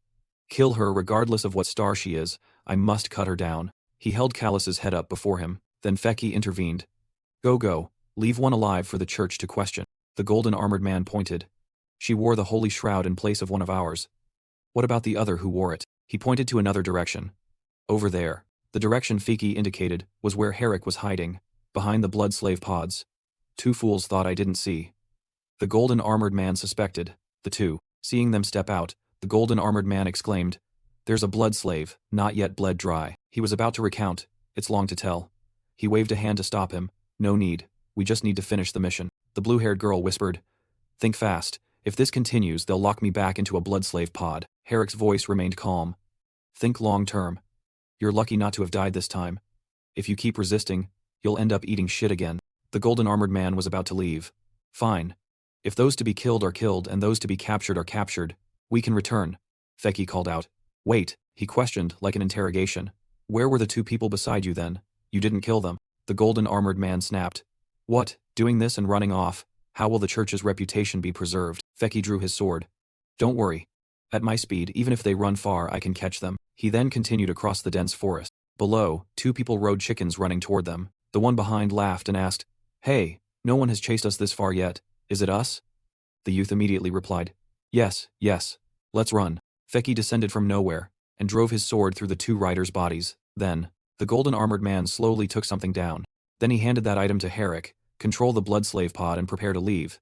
Feki will likely return soon." He took it immediately. The pod door suddenly exploded. The surfaces of the other pods also began to crack. One by one, they all blew apart in an instant. The blonde man pointed at Herrick's face. "What did you do?" He flinched. "I didn't do anything." The cloth covering one blood slave fell off. As the cloth fell, a skull was gradually revealed. A dry skeleton collapsed onto the blood-streaked floor. An eye popped out of its socket. Threads of blood spread rapidly across the ground. They crawled up the golden armored man's leg. He lifted his leg in disgust. "Oh God, what is this?" The blue-haired girl trembled in horror. "How disgusting." The golden armored man waved his hands wildly. The blood threads had covered the ground, interspersed with skulls and skeletons. The pods gradually sank. Even the vehicle was slowly swallowed by the blood threads. Everything sank down. Herrick suddenly realized the ground was collapsing. The golden armored man ordered, "Start the sprayer, quickly." The machine lifted him into the air. He was shocked it could haul the highest capacity, holy shroud. The blonde man looked down. "My sword. Damn it." Irina suddenly burst into loud laughter. Her laughter turned eerie. "The god answered me. The god answered me." The blue-haired girl still beamed. "So that's it. If she defeated the pursuers, then I don't have to go back." He snapped her back to reality. "What are you happy about?" he scolded her. "Have you forgotten?" She only now looked stunned. "It's over." The golden armored man was pulled back down to the ground. He cursed non-stop, bastard. Irina kept laughing loudly. The entire pod sank beneath the slime. Everything was swallowed completely without a trace. Feki stood on his sword flying across the sky. He cast his eyes around. Suddenly something caught Feki's attention. Below was a large pit torn open in the forest. "Where is this?" A pink liquid had flooded an area of ground. The blue-haired girl was being submerged in the liquid. She screamed in despair. Suddenly, the liquid flowed off her body. Herrick remained calm. "That's good. She's okay too." The golden armored man laughed aloud. "I'm fine." Irina was surprised. "Why am I out already?" The blue-haired girl's face was not so happy. "She's out." But, she looked at the scene and shouted, "Where is this place?" He tried to push himself up. "Bastard, the hatch won't open." The blue-haired girl pointed at herself. "I'm wrapped in some transparent layer." He began to notice too. "It's on the holy shroud I wore, and these things are on that flesh as well," she continued. "They're all moving in the same direction." The pink slime clung tightly to the wall. It slowly crawled up that wall, then advanced straight towards something lying in the center of the large pit. Herrick wondered. "What is that?" The blue-haired girl stared at it. An embryo. A fetus. The pink slime adhered to the object that looked like an embryo. The stone bricks around the embryo were gradually cracking. The embryo fell down. Threads of pink began to envelop it. The embryo grew increasingly rosy. He tilted his head. "It's grown larger. It's a newborn." She frowned. "Is it absorbing this flesh?" Herrick looked at the blue-haired girl. "It grew a bit more." "No, rather it already grew. Her eyes never left the embryo. This is demonic. It might take our lives." The pink substances were gradually sticking to the embryo's body. Suddenly something grotesque appeared on the embryo. Over there, Feki stood before an empty pod. Only this tattered thing remained here. He looked across the large pit. The area seemed obliterated, including a section of ground. Then, Feki looked up at the sky. Could it be? The god answered her. The man in golden armor removed his iron helmet. "I understand now." Another asked, Understand what? And you're still smiling. He kept grinning. The ritual succeeded. The other was dumbfounded. Huh. He looked blissful. The god is granting me power. Irina was also bewildered by his attitude. What is he saying? We pointed at another golden-armored man. Don't you feel your body filled with power? If you're stuck and can't move, take your helmet off and feel it. The man immediately complied. It's clear, it's lighter now. The blue-haired girl waved her hands frantically. Really, can you feel it? He looked at his hands. Yes. But how is this the god? He grinned widely. The god trapped us here to grant us power. Once our power is enough, we'll break free. So that's it. The other remained confused. This is too grotesque. Not like our god's ways. The Holy Blood Lord wouldn't do this. He hastily objected. Of course it's not the Holy Blood Lord, but so what? If it grants me power, then it's my god, she protested. No. You can't take it. This power is for me. I exchanged blood slaves for it. He laughed loudly. Thank you. Lucky you didn't write the offering. Irina pointed at his face and cursed. Bastard. I'll kill you. While they were arguing, something was rising up from the slime. He pointed. Look quickly. Our god has awakened. The other looked and saw the holy blood above. Its appearance could be called a dark god. A small hand was gradually emerging from the slime. Something was slowly rising up to the girl's astonishment. He was extremely excited. Come here. Come to me. It immediately turned its head toward him. Irina saw this and shouted too. Over here, come to me. He tried to get its attention. Over here. She refused to be outdone. Over here. The blue-haired girl began to feel uneasy. What is this? Are you kidding me? Seeing that grotesque thing approach her, he laughed loudly. It's coming. It's coming. Irina gritted her teeth. Why? He grew even more ecstatic. My master, you've finally come to me. A grotesque face faced his face. It opened its mouth and asked, Who are you? He didn't hesitate and replied, My name is Laser Cater, an infantry line soldier. The grotesque thing kept staring at him. Suddenly, a yellow liquid spurted from his neck. The smile on his face vanished, replaced by extreme pain. Something tightened around his throat, and he couldn't break free. Feki trudged forward. He muttered, Damn, unlucky, mission failed, comrades gone, and it's a dark god that doesn't accept offerings. He felt uneasy. This happening with no clear cause could lead not just to blame but to investigation and detention. Feki had to take a risk. He could only gamble. The plan was to erase the evidence that I had been here. He hauled bodies and threw them into the pit, staging it as if he never received the mission notice. Feki stood at the pit's edge. Oh, great dark god, you must tell them they're dead. On the other side, Laser's eyes widened, mouth agape. The man beside him trembled in fear. That grotesque thing began to target him. He froze, his whole body shaking in terror. It tilted its head and asked him, Who are you? He clasped his hands earnestly. I am Wender. From now on I will worship you as my sole god and become your follower. He could not avoid the same fate as Laser. Sweat streamed down the blue-haired girl's forehead. It's coming this way. Is it going to take them one by one? Herrick lamented. What a painful way to die. Her fear welled up. What to do? Think fast. Damn it, think. He showed no fear. I still don't even know her name. Her brows knit slightly. Huh. You're playing this trick too. We're about to die, you know. Herrick avoided her gaze. So I plan to learn more about you before we die, she snapped. Am I not the one you were going to learn about when it's my turn? Do you have to make me say it again? He stammered. Sorry. The blue-haired girl looked at him with helpless eyes. She quickly turned away. You can call me Elise. And as for other things, I don't remember. Herrick wondered. Amnesia. Elise's expression suddenly sank. The earliest memory I can recall is being in the storage, the first time you spoke to me. He lowered his head. Sorry. I couldn't keep the promise I made then. A loud laugh rang out, cutting the atmosphere between them. Irina's mouth curled into a smile. How deliciously dead. As expected of the god I summoned, the grotesque thing moved close to her. Who are you? She shouted. Nah, Hapa. The blood slave offerings have awakened you. Let us join hands to wipe out the damn cult together. The grotesque thing tilted its head, studying Irina's face. Then suddenly it turned its head to another direction. As it moved away, she was strangled, strange fluid spilling from her mouth.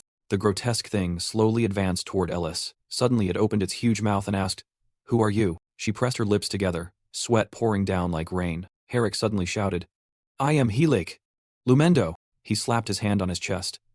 I despise any god who harms the people. I despise your divine ways. I will fight you to the end, even to death. Hearing that, she cursed under her breath. Idiot. What's the point of such nonsense? It's only a matter of sooner or later dying. The grotesque thing was drawn to Herrick's voice. While it wasn't looking, Elise's hand reached toward it. It cast a cold, sharp glance at her. Elise mustered all her courage and cried out, I am your mother. The murderous look in its eyes suddenly became dewy. He was also surprised by her action, huh? Elise embraced it, I am your mother. The slime slowly dissolved from its body. Mother. The slime withdrew, restoring the room to its original state. Herrick was astonished. My God. This truly is a miracle. Suddenly the slime returned, engulfing Elise, taking the parents back. Only half his face remained visible. Who? His eyes slowly opened. Elise's small figure appeared. That figure became increasingly clear. She bent over. Oh, you're awake. I have good news. The two of them appeared in the bottom of the deep pit. We're back home. Herrick tried to sit up. Is this real? We've survived and returned? Elise hesitated. Not just us. She lifted her skirt. A face gradually revealed itself. He was surprised. It's born. Herrick took a garment from his large bag. It's a bit big. It was meant for her. In the rush he couldn't find a bag, so he borrowed someone else's cloak. She read the letters on the shirt. Sandy Kate, he replied. That's the tailor shop that made this garment. Elise stood propping herself up. Your name is Sandy Kate.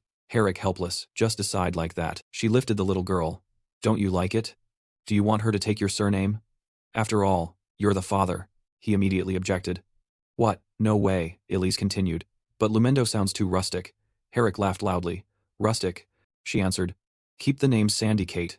Hey, what are you laughing at? Elsewhere, Fiki was lying on a bed, his eyes squeezed shut, muttering nonstop. I'm off duty, sleeping at home. Didn't get the notification. I'm off duty, sleeping at home. Didn't get the notification. I'm off duty, sleeping at home. For the moment.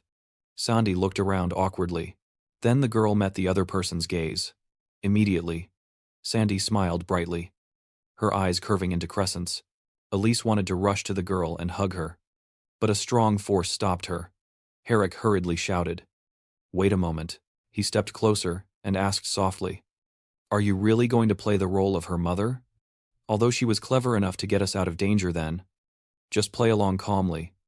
What's the harm? Seeing this, Herrick growled irritably. Of course it matters, though she looks like a child for now. She is essentially an unknown evil deity. And if she discovers you deceived her, she will want to kill you. But Elise stubbornly refused to give in. She insisted on resisting, who says a foster mother isn't a mother. At this point he could only sigh in helplessness. Stop being clever. I'm not joking with you. Suddenly, Elise turned serious and scrutinized the other. But didn't forget to warn him. If we leave it and run, it'll get angry. We could very well die. Then Herrick became despondent. Clutching his head in despair. What should we do?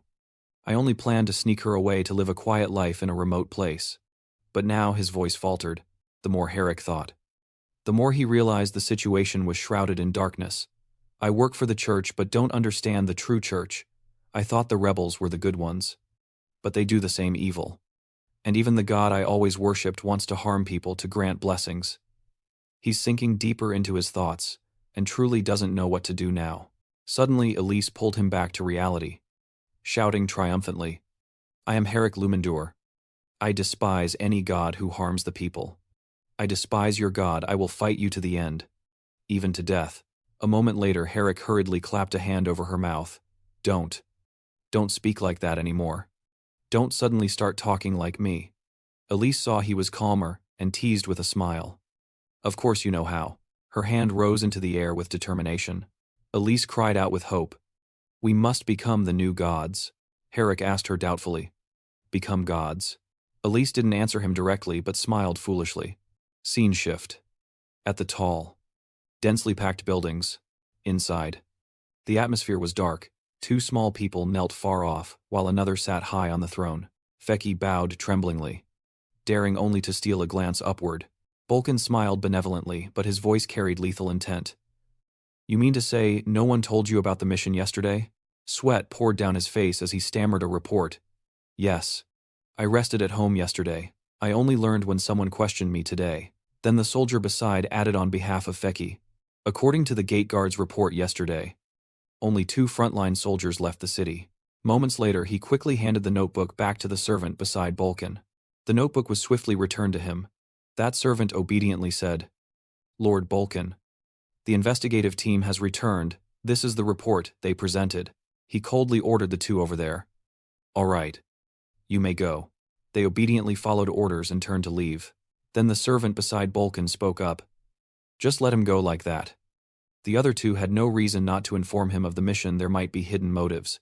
He still calmly reassured him. It's fine. Other troubles await him later.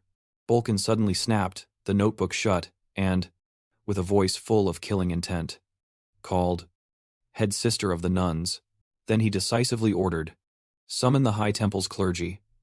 I want to meet them in the assembly hall." Scene shift. In a large room with only a 4-person table in the center, in the right corner. An elderly man and a voluptuous young woman waited calmly. On the other side sat 2 other men who looked anything but simple. Suddenly Bolkin shattered the quiet. "Good afternoon, everyone. I've called you here about a very important matter. Let's not waste time. Please review the investigative report on the table first." An old man decisively cut him off. "The 2 frontline soldiers who didn't return to their squad are confirmed missing. He is Magnus Lumendur, head of external affairs." Bolkin replied coldly. "Unfortunately, that's correct." A purple-haired woman had a different thought. "Although the troop's star is missing too. We can investigate the troop she was with. Even if they left the city before the incident, we can still trace their movements. She is Clara Oathspire, head of finance." This time, the white-haired man in a corner immediately spoke up in objection. "Surveillance is impossible. Their carriage was changed to a floating crate, concealing the wheels. He is Zane Lionheart, head of defense." The gray-feathered raven with a hoarse voice asked him, "A floating crate is something only a few nobles have. Why would a theater troupe possess one?" "That raven is Theodora Harmony, head of penance." Bolkin lowered himself respectfully and answered them, "My apologies. I watched their performance. It was a reward I granted them." In another corner, Theodora's servant silently observed the conversation. An unworthy thought arising. Accept it to avoid pursuit, so this fits the legend that refusing Lord Bolkin brings bad luck. Zane frowned, annoyed, and hurriedly countered Bolkin. "The Imperial Blood Opera is not the focus. It's a state-sponsored troupe with a clean roster. That star only joined a month ago." Seemingly to assume that identity, he smiled and handed them a board. "Yes. Please review the final report." Bolkin calmly explained, "That bloodslave chamber and the disappearance site, where exactly is it?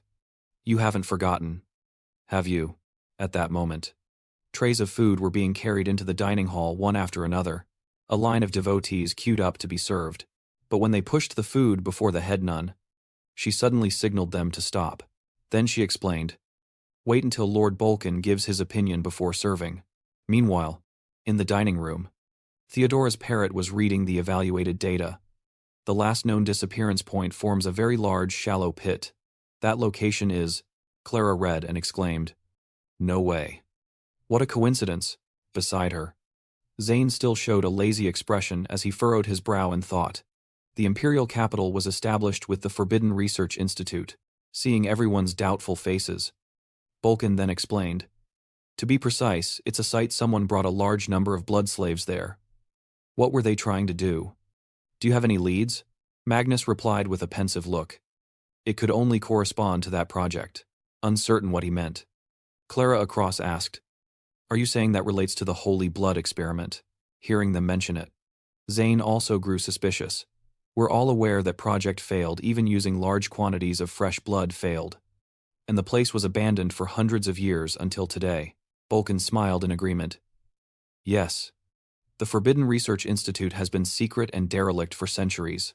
As he said this, his face suddenly turned grave. "So only a few people here should know about those matters." Hearing him say that, everyone, simultaneously, felt panic in their hearts. The head nun grew even more anxious, sweating profusely. "This is bad. Lord Bolkin means there's a traitor among us." Then she suddenly noticed Magnus sitting silently and saying nothing. Not just him, but everyone in the room was the same. She wondered, why? Why is no one speaking? Seeing no objections, Bolkin continued, "Today Veronica is dead." His gaze grew somewhat sorrowful as he said, "I killed her." Then he looked around at everyone, feigning benevolence. "Although Veronica did nothing wrong. For your sakes I acted." Then he seemed to remember. "Oh, you want to ask who Veronica was?" he asked himself and then answered, "Never mind. I'll let you meet her now." No sooner had he finished than the devotees outside began bringing in the food to serve. They opened a tray to reveal a piece of meat whose origin was unclear. Theodora's parrot squawked in fright at the sight. The head nun worried and pondered. Is this a test or a threat? But if we refuse Lord Bulkin, something bad will happen. While she was lost in thought, the parrot flew off in panic, protesting. I'm just a bird. I take my leave. But as soon as it took off, the head nun caught it.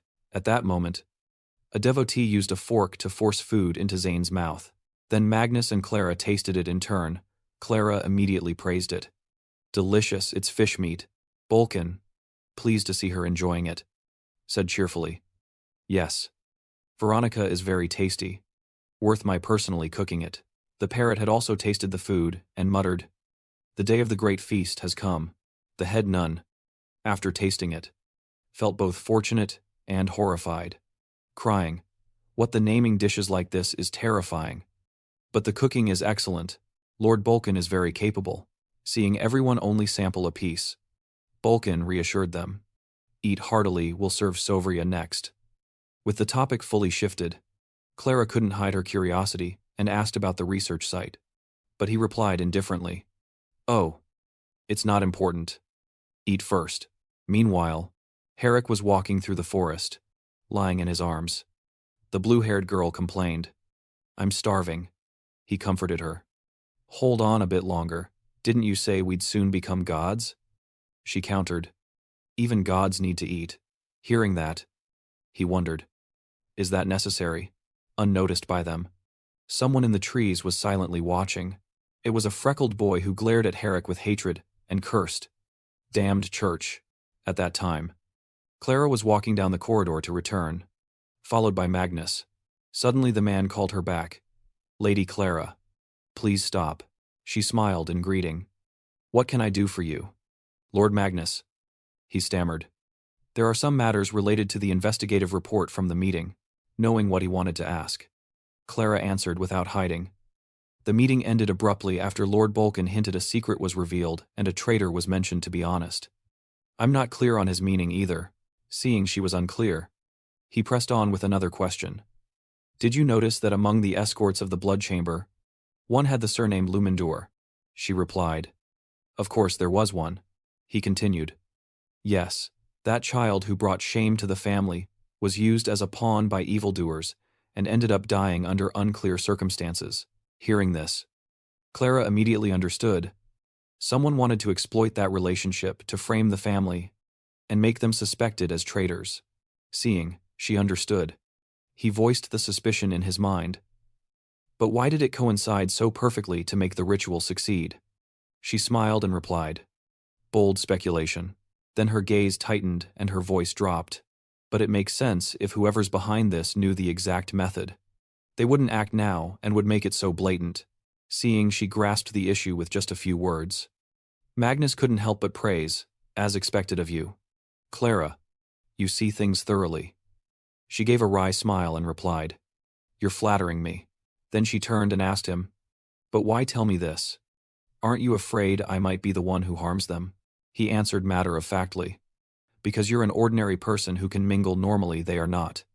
Hearing that, she realized she had asked needlessly and agreed with him. Right.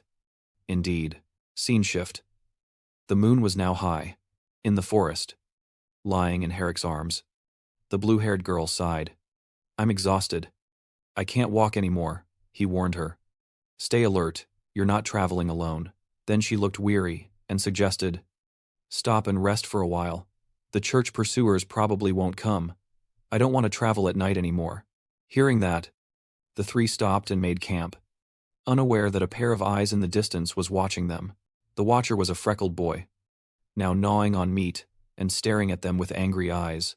The women and children, neither resisting nor fleeing, seemed completely controlled by that iron-skinned church. Meanwhile, beside Herrick, he took out some kind of tool. Then he screwed it together. Suddenly a flame spurted from the nozzle. He slowly directed that flame into the prepared bundle of kindling, and thus a simple warming fire was lit. Watching from afar, the freckled boy gaped in amazement. That thing can make fire. Time passed like that, until the moon rose overhead. The three of them fell into a deep sleep. Only then did the boy creep closer. But suddenly the blue-haired girl murmured in her sleep, I'm so hungry, which made the boy involuntarily look over. Then the boy saw the mark carved on her neck. The boy's eyes showed shock. He hastily covered his mouth to keep from making a sound. The boy quickly ran and hid behind a tree, sweating with worry and thinking to himself, "This woman is a blood slave." The boy seemed to realize. No wonder she tried to run away, that mark won't hide her anywhere. They'll probably take her to Casamon City and lock her up. Thinking that, he hesitated, then reluctantly showed regret and told himself he couldn't dwell on it. The main job was important. Decision made. The boy approached Herrick's group's backpack. He carefully opened the pack. Seeing the fire-making tool in his hands, the boy couldn't help but feel delighted. But then his gaze fell on something else in the backpack. He opened it and was stunned to see a wad of cash in the wallet. Immediately after, the boy closed it. Then he shoved it into the torn pouch at his side and carefully tightened the bag.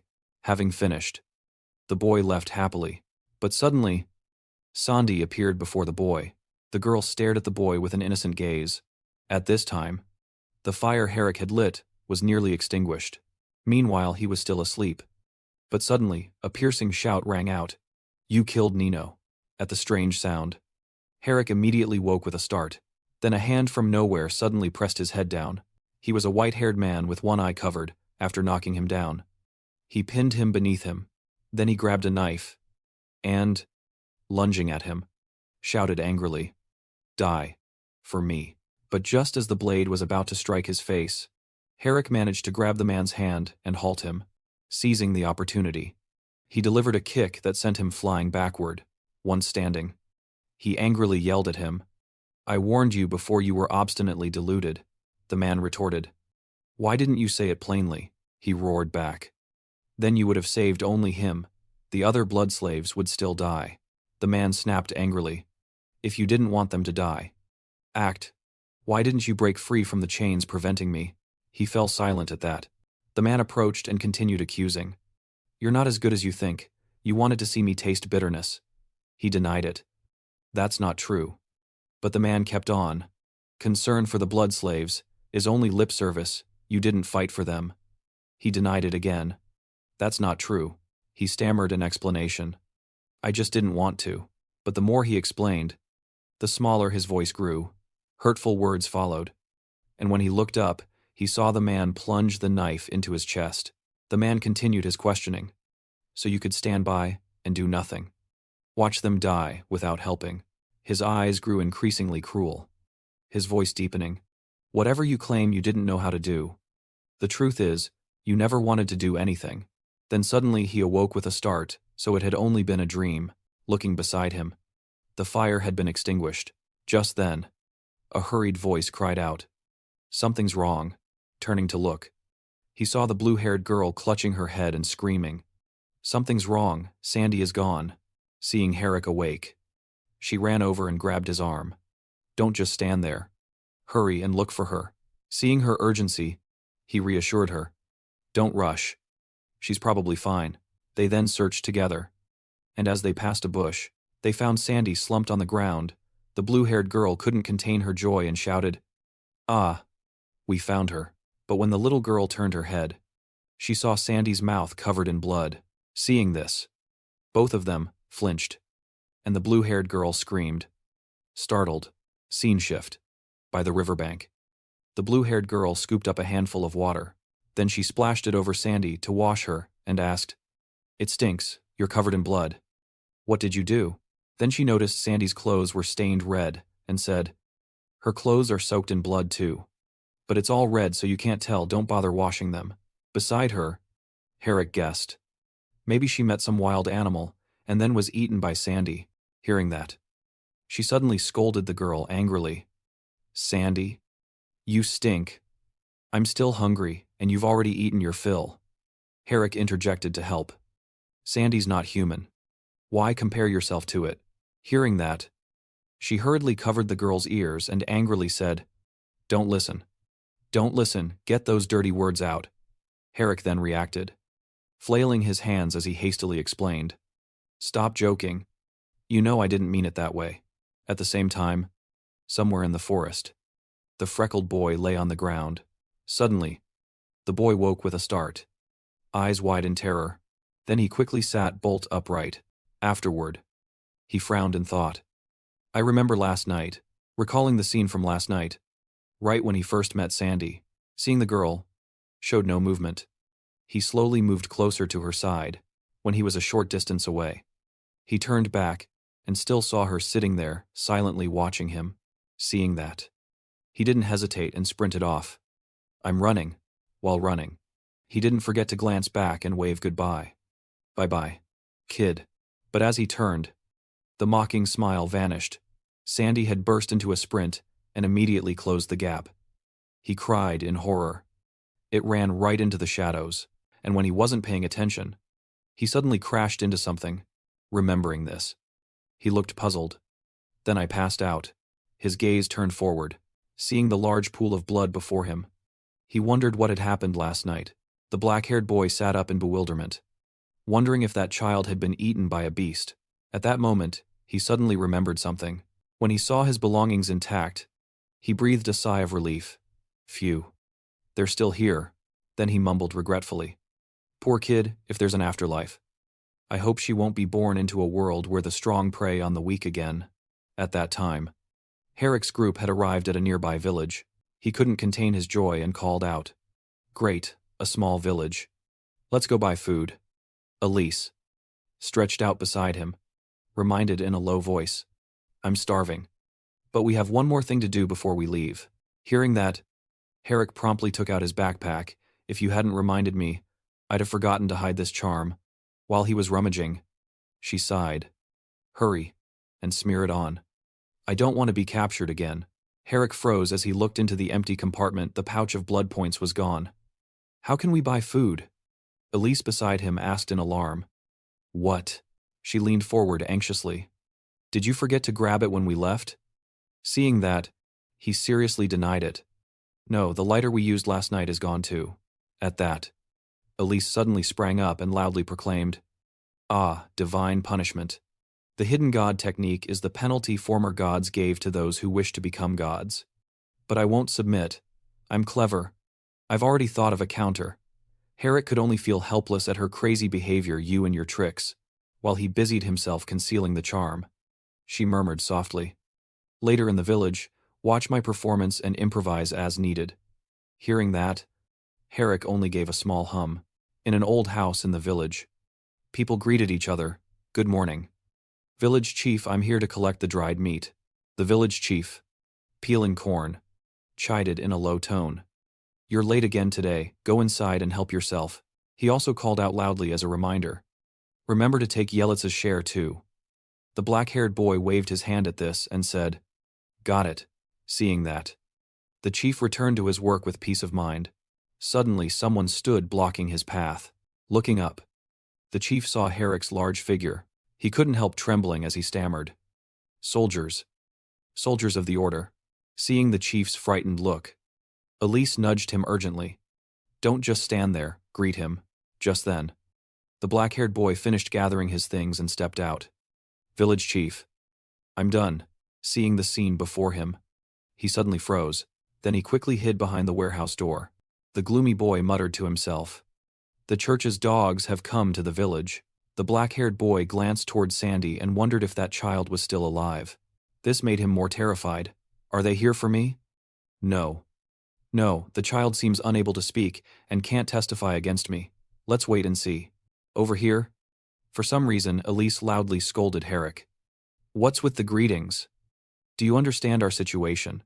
Leave it to me. He just blinked, saying, Oh, having dealt with his slow teammate.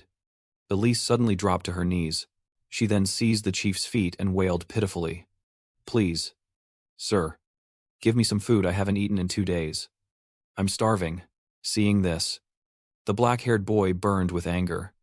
What? How dare they? He gritted his teeth, thinking the church's dogs are detestable, enjoying privileges, forcing the chief to hand over food, making that captured girl kneel and beg, taking pleasure in trampling others' dignity, such devilish behavior. And faced with Elise's humiliation, the village chief bowed down and said, I understand. I'll prepare food at once for the honored church soldiers. After a while, a simple spread of food was laid out. Seeing this, Elise sniffled and cried with joy.